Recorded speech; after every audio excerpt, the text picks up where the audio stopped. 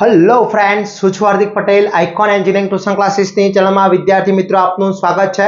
Diploma semester 3 electrical બ્રાન્ચના વિદ્યાર્થી મિત્રો માટે આપણે આજે વિડિયો લઈને આવી રહ્યા છે. વિદ્યાર્થી મિત્રો, તો સેમેસ્ટર 3 ની અંદર અભ્યાસ કરતા મારા ઇલેક્ટ્રિકલ બ્રાન્ચના વિદ્યાર્થી મિત્રોનો જે સબ્જેક્ટ આવે છે fundamental of electronics and its fundamental of electronics, જે સબ્જેક્ટ કોડ છે 433904. આ સબ્જેક્ટ કોડ છે, શોર્ટ ફોર્મ કહેવામાં આવે છે FE કહીએ છીએ આપણે. FE સબ્જેક્ટ છે, એની આપણે સિરીઝ સ્ટાર્ટ કરી રહ્યા છે વિદ્યાર્થી મિત્રો. તો ચેનલ ઉપર નવા હોય તો ચેનલને સબસ્ક્રાઇબ કરી દેશો, બેલ આઇકોન ઓન કરી દો જેથી નવા વિડિયો આવે તરત જ નોટિફિકેશન આવી જશે. વિદ્યાર્થી મિત્રો, આપણું એક સેમેસ્ટર 3 નું એક WhatsApp ગ્રુપ ચાલી રહ્યું છે. હજી સુધી તમે જોઈન નથી થયા તો ફટાફટ જોઈન થઈ જશો, જેની લિંક ડિસ્ક્રિપ્શનમાં મૂકેલી છે. તો ફટાફટ ત્યાંથી જોઈન થઈ જશો જેથી તમને દરેક ઇન્ફોર્મેશન મેળવી શકે. અને વિદ્યાર્થી મિત્રો, તમારા ફ્રેન્ડ્સને પણ જોઈન કરી દેશો જેથી દરેક વિદ્યાર્થી મિત્રો એનો લાભ મેળવી શકે. પ્લસ આપણી ટેલિગ્રામ ચેનલ છે એને પણ સબસ્ક્રાઇબ કરી લેશો, એની લિંક પણ ડિસ્ક્રિપ્શનમાં છે જેથી દરેક વસ્તુ તમે અમે PDF વધે દરેક વસ્તુ એમાં શેર કરતા હોઈએ છીએ. પ્લસ બીજું કે આપણા સેમેસ્ટર 3 ઇલેક્ટ્રિકલ બ્રાન્ચના દરેક સબ્જેક્ટના કોર્સ ઓલરેડી અપલોડ કરી દીધેલા છે જેની લિંક ડિસ્ક્રિપ્શનમાં મૂકેલી છે. તો ફટાફટ ત્યાંથી તમે કોર્સ પરચેસ કરીને તૈયારી કરી શકો છો, એની લિંકો ડિસ્ક્રિપ્શનમાં મૂકેલી છે. તો હવે સ્ટાર્ટ કરીએ આજનો વિડિયો જે છે. એમાં યુનિટ નંબર 1 છે basic of semiconductor and its application. Unit number 1 છે આપણું, જે યુનિટ નંબર 1 બેઝિકલી તે 14 થી 16 માર્ક્સનું પૂછાતું હોય છે, ઘણી વખતે 18 માર્ક્સનું પણ પૂછાઈ ગયેલું છે એક્ઝામમાં.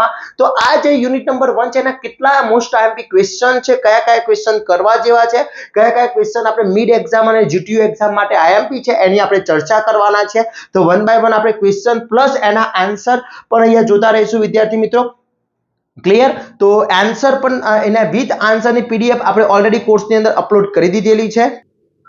ક્વેશ્ચન જે છે એના આન્સર પણ આપણે PDF અપલોડ કરી દીધેલી છે. એમાં સૌપ્રથમ પહેલો ક્વેશ્ચન છે, N પ્રકાર અને P પ્રકારના સેમિકન્ડક્ટર એટલે શું? ઇંગ્લિશમાં કહેવાય explain N type and P type semiconductor. હવે આ most and very most important question છે. N ટાઈપ અને P ટાઈપની વાત કરવામાં આવે તો N ટાઈપ અને P ટાઈપ મટીરીયલની અંદર વાત કરી લઈએ. તો N ટાઈપ મટીરીયલ જે છે એ N ટાઈપનું મટીરીયલ આ ટાઈપનો આપણે એના ક્વેશ્ચન વિથ આન્સર એ તમને બતાવેલા છે. ક્લિયર? તો અહીંયા તમે જોઈ શકો છો કે અહીંયા પહેલો જે ક્વેશ્ચન છે, આ જે બધા જ ચેપ્ટર નંબર 1 છે એના ટોટલી મેં વિથ આન્સર મૂકી દીધેલા છે કે એનર્જી લેવલ અને એનર્જી બેન્ડ શું છે, એનર્જી બેન્ડ કોને કહેવામાં આવે છે. એના પછી નેક્સ્ટ છે વાહક, અવાહક ને અર્ધવાહક. એના પછી P ટાઈપ અને N ટાઈપ કંડક્ટરની વાત કરીએ તો N પ્રકારના કંડક્ટર જે છે એમાં N ટાઈપના 5 પેન્ટાવેલેન્ટ હોય છે. એની અંદર શું હોય છે? પેન્ટાવેલેન્ટ હોય છે. એટલે પેન્ટાવેલેન્ટની અંદર 5 તત્વો 5 ઇલેક્ટ્રોન આવેલા હોય છે, પેન્ટાવેલેન્ટ કહેવામાં આવે છે. ઓકે, એ જે N ટાઈપનો સેમિકન્ડક્ટર છે એની અંદર અહીંયા 5 ઇલેક્ટ્રોન હશે, બાકીની અંદર 4 ઇલેક્ટ્રોન હશે. એટલે અહીંયા 1 ઇલેક્ટ્રોન, 2, 3 અને 4. અને 1 ઇલેક્ટ્રોન શું હશે? ફ્રી ઇલેક્ટ્રોન હશે. કયો હશે? ફ્રી ઇલેક્ટ્રોન હશે. ઓકે, તો આ ફ્રી ઇલેક્ટ્રોન જે હોય છે આજુબાજુના 4 કોન્ટાવેલેન્ટ સાથે બેન્ડ બનાવે છે અને એકમો 1 ઇલેક્ટ્રોન ફ્રી હોય છે, એને કહેવામાં આવે છે N type material. Okay, N type material પછી વાત કરીએ P ટાઈપ મટીરીયલ. તો P ટાઈપની મટીરીયલની અંદર 3 જ ઇલેક્ટ્રોન હોય છે. અહીંયા હોય છે ટેટ્રાવેલેન્ટ. ઓકે, તો એ જે છે ટેટ્રાવેલેન્ટ, અહીંયા 3 ઇલેક્ટ્રોન હોય છે. એટલે અહીંયા જે હોય છે ઇલેક્ટ્રોન હોલ હોય છે. શું હોય છે? Electron hole. જેથી એ હોલ અને P અને N ટાઈપના મટીરીયલ ભેગા કરવામાં આવે છે એટલે PN જંકશન બનતું હોય છે. ઓકે, તો આ ટાઈપના એની તમારે કમ્પ્લીટલી આકૃતિ સાથે સમજાવવાનું છે વિદ્યાર્થી મિત્રો. અહીંયા જે મેં બતાવેલું છે એ વસ્તુ તમારે ત્યાં સમજાવવાનું છે. ક્લિયર? ખાસ ધ્યાન રાખશો. ઓકે, એના પછી વાત કરવામાં આવે, એના પછી વાત કરીએ આપણે. ચલો, એના પછીનો નેક્સ્ટ ક્વેશ્ચન છે. એના પછી આપણો બીજો જે ક્વેશ્ચન હતો એ ક્વેશ્ચનની અંદર ચર્ચા કરી રહીએ તો વાહક, અવાહક અને અર્ધવાહક એટલે શું? તો વાહક, અવાહક, અર્ધવાહક ઇંગ્લિશમાં કહેવામાં આવે છે. ઇંગ્લિશમાં જે છે explain the conductor, insulator and semiconductor. તો વાહક, અવાહક ને અર્ધવાહક છે શું? તો આપણે આની આગળ જોઈ ગયા વાહક, અવાહક ને અર્ધવાહક. તો આ છે તમારું વાહક, અવાહક ને અર્ધવાહક. હવે સમજી લો વાહક, અવાહક ને અર્ધવાહક છે શું? તો અહીંયા જે છે એ તમારો વેલેન્સ બેન્ડ છે, કન્ડક્શન બેન્ડ, એ વચ્ચેની ગેપ કેવી હોય છે? વધારે હોય છે. એટલે વધારે ગેપ હોવાના કારણે એમાં અહીંયાથી ઇલેક્ટ્રોન ઈઝી બીજા કન્ડક્શન બેન્ડમાં જઈ શકતો નથી. એટલા માટે તે એક મટીરીયલને કયા મટીરીયલ કહેવામાં આવે છે? અવાહક મટીરીયલ કહેવામાં આવે છે. અવાહક મટીરીયલની સિમ્પલ ડેફિનેશન કહેવામાં આવે તો જે પદાર્થ ઇલેક્ટ્રોન પસાર થવા દેતો નથી તેવા ઇલેક્ટ્રોનને અવાહક એટલે ઇન્સ્યુલેટર કહીએ છીએ. રબર છે, પ્લાસ્ટિક છે, PVC છે, આ બધા અવાહક છે. એના પછી વાત કરવામાં આવે વાહક, તો વાહકનો કંડક્શન અને વેલેન્સ બેન્ડ ઓવરલેપ હોય છે એટલે ઇઝીથી ઇલેક્ટ્રોન પસાર થઈ જશે.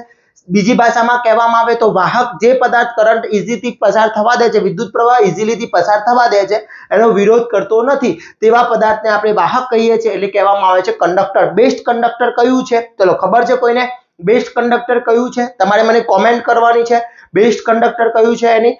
એના પછી વાત કરીએ અર્ધવાહક, તો અર્ધવાહકની અંદર જે એનર્જી ગેપ હોય છે, એનર્જી ગેપ બહુ ઓછી હોય છે કમ્પેર ઓફ તમારા ઇન્સ્યુલેટરમાં, તો એ એનર્જી ગેપ ઓછી હોય છે એટલે ઇઝીથી થોડો એને એનર્જી આપવામાં આવે તો ઇલેક્ટ્રોન ઇઝીથી પસાર થઈ શકતો હોય છે. તો એની ડેફિનેશન કહેવામાં આવે સેમિકન્ડક્ટરની, તો જે પદાર્થ ઇલેક્ટ્રોન પ્રવાહ પસાર થવા દે અથવા ના પણ થવા દે તેવા પદાર્થને આપણે શું કહીએ છીએ? સેમિકન્ડક્ટર ડિવાઇસ કહેવામાં આવે છે. ઓકે, આ રીતના આકૃતિ બતાવી અને એની ક્વેશ્ચન વિથ આન્સર તમારે આ રીતના લખવાના છે. આ બધી જ વસ્તુ આપણા પીડીએફમાં અવેલેબલ છે, ત્યાંથી પણ તમે પરચેસ કરીને તૈયારી કરી શકો છો અથવા અહીંયાથી પણ તમે તૈયારી કરી શકો છો વિદ્યાર્થી મિત્રો. ઓકે, ચલો એના પછીની નેક્સ્ટ વાત કરીએ તો નેક્સ્ટ ક્વેશ્ચન છે એમની અંદર, તો નેક્સ્ટ ક્વેશ્ચન છે પીએન જંકશન ડાયોડ એટલે શું, તેની વિવેક કેરેક્ટરિસ્ટિક સમજાવવાની છે. હવે પીએન જંકશન ડાયોડની વાત કરવામાં તો પી અને એન ટાઈપના બે મટીરીયલ ભેગા થાય છે, પીએન જંકશન ડાયોડ કહેવામાં આવે છે. તો પીએન જંકશન ડાયોડ જે છે એની અંદર વાત કરી લઈએ. પીએન જંકશન ડાયોડ એ છે એક પી ટાઈપનું મટીરીયલ અને એક એન ટાઈપનું મટીરીયલ બે ભેગું કરવામાં આવે છે અને બને છે પીએન જંકશન ડાયોડ. આ છે પીએન જંકશન ડાયોડ, એનો આ એનોડ ભાગ છે, આ કેથોડ ભાગ છે. ઓકે, એનોડ અને કેથોડ, પી ની અંદર એનોડ હોય છે અને એન ની અંદર કેથોડ હોય છે. એની વીઆઈ કેરેક્ટરિસ્ટિક જોવામાં આવે તો વીઆઈ કેરેક્ટરિસ્ટિક પણ છે. તો આની અંદર વન લેયર હોય છે, બે ટર્મિનલ છે, એક એનોડ છે, એક કેથોડ છે. પીએન જંકશન ડાયોડ પ્લસે પ્લસ આપવામાં આવે, માઇનસે માઇનસ આપવામાં આવે તો જ એ ઓન થાય છે, બાકી ઓન થતો નથી. તો આ પણ એક મોસ્ટ ટાઈમ ક્વેશ્ચન છે, બહુ ઇમ્પોર્ટન્ટ છે, ખાસ તૈયારી કરી લેવાનો છે.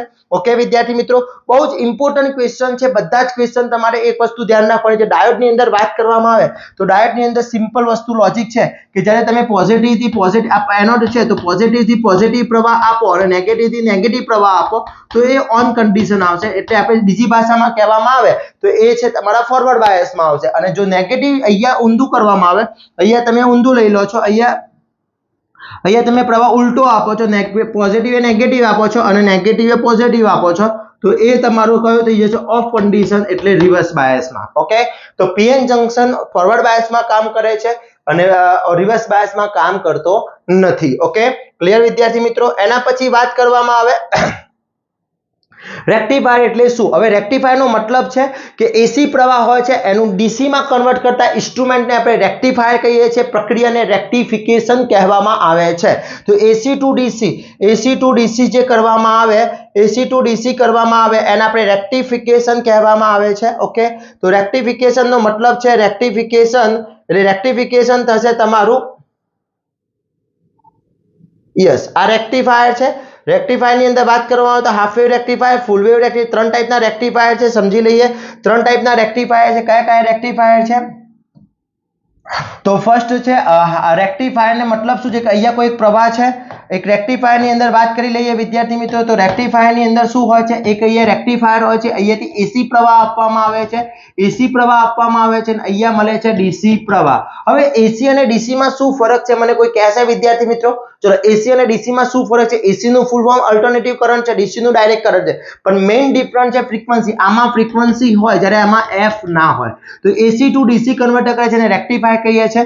રેક્ટિફાયર ની વાત કરીએ, રેક્ટિફાયર ની અંદર વાત કરીએ તો રેક્ટિફાયર ના બે પ્રકાર છે, હાફ વેવ અને બીજો છે full wave. Okay, half wave અને ફૂલ વેવ. ફૂલ વેવ ના બે પ્રકાર છે, ટુ ડાયોડ અને બીજો છે ફોર ડાયોડ અથવા બ્રિજ રેક્ટિફાયર. ઓકે, તો half wave, full wave, bridge wire અને ટુ ડાયોડ અને ફૂલ, એટલે ત્રણ થઈ ગયા. હાફ વેવ માં વન ડાયોડ, ટુ ડાયોડ અને બ્રિજ રેક્ટિફાયર. ઓકે, હવે રેક્ટિફાયરના પ્રકાર તમને કોઈ પણ પૂછી શકે છે. એક્સપ્લેન ધ બ્રિજ રેક્ટિફાયર પૂછી શકે છે, એક્સપ્લેન ધ હાફ વેવ પૂછી શકે છે, એક્સપ્લેન ધ ટુ ડાયોડ પણ પૂછી શકે છે. ક્લિયર? તો એ આવડવું જરૂરી છે. તો ત્રણ ટાઈપના છે. પહેલો છે હાફ વેવ, તો તમે આકૃતિ જોઈ શકો છો, અહીંયાથી હાફ વેવ પ્રવાહ છે, અહીંયા એક જ ડાયોડ લીધેલો છે, અહીંયાથી ઇનપુટ તમે ફૂલ પ્રવાહ આપો છો તો આઉટપુટ હાફ પોઝિટિવ મળે છે. ઓકે, આ થઈ ગયો હાફ વેવ રેક્ટિફાયર. એના પછી વાત કરીએ ફૂલ વેવ રેક્ટિફાયર. એનો કાર્ય છે, ફાયદા ગેરફાયદા આપેલા છે. પછી ટુ ડાયોડ ની અંદર છે ને અહીંયા જોવામાં આવે વિદ્યાર્થી મિત્રો, તો અહીંયા ટુ ડાયોડ ની અંદર વાત કરીએ તો અહીંયા જે ટ્રાન્સફોર્મર યુઝ કરવામાં આવ્યું છે સેન્ટર ટાઇપ ટ્રાન્સફોર્મર છે. અહીંયા ટુ ડાયોડ છે. અહીંયા એક આ વન ડાયોડ આપ્યો છે, ટુ ડાયોડ છે. તો એની અંદર શું છે કે જ્યારે અહીંયાથી એની સી ની કમ્પેરમાં એ પોઝિટિવ થશે અને બી નેગેટિવ થશે તો અહીંયાથી પોઝિટિવ પ્રવાહ બહાર આવશે, એટલે આ D1 ના કારણે આવશે. પછી સી ની કમ્પેરમાં એ નેગેટિવ થશે, બી પોઝિટિવ થશે તો અહીંયાથી આઉટપુટ પોઝિટિવ પ્રવાહ મળશે D2 ના કારણે. હવે હાફ વેવ ની અંદર અને ફૂલ વેવ ની અંદર ડિફરન્સ શું છે? હાફ વેવમાં પૂરેપૂરા પ્રવાહ મળતા નથી. ચેક કરી લો. જો અહીંયા જો તો અહીંયા શું છે, હાફ વેવ ની અંદર જોઈએ તો આઉટપુટ જોવામાં આવે હાફ વેવમાં, તો હાફ વેવમાં પોઝિટિવ સાયકલ મળે છે, પછી 0 પોઝિટિવ મળે છે, 0 પોઝિટિવ, એટલે એની એફિશિયન્સી કેવી છે? ઓછી છે. જ્યારે ફૂલ વેવની એફિશિયન્સી કેવી છે? વધારે છે. ઓકે, તો આ થઈ ગયા હાફ વેવ અને ફૂલ વેવ મોસ્ટ આઈએમપી છે. ઓકે, એના પછી બ્રિજ વેવ રેક્ટિફાયર. તો બ્રિજ વેવ રેક્ટિફાયર પણ બહુ ઇમ્પોર્ટન્ટ છે વિદ્યાર્થી મિત્રો. આ થઈ ગયો બ્રિજ વેવ રેક્ટિફાયર. એની અંદર ડબલ ડાયોડમાંથી આઉટપુટ મળતો હોય છે, એટલે એની રેક્ટિફિકેશન પ્રક્રિયા બહુ જ વધારે હોય છે.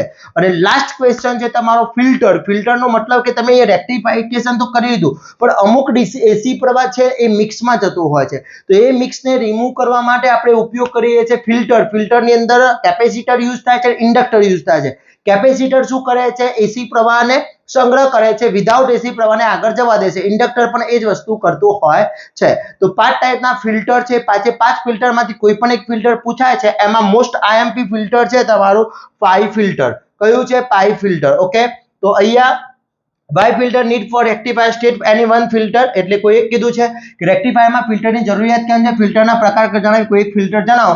તો 5 ટાઈપના ફિલ્ટર છે, એમાંથી એક ફિલ્ટર તમારું જે છે પાઈ ફિલ્ટર, એ મોસ્ટ આઈએમપી છે. બાકીના કરવાના છે, ઈઝી છે.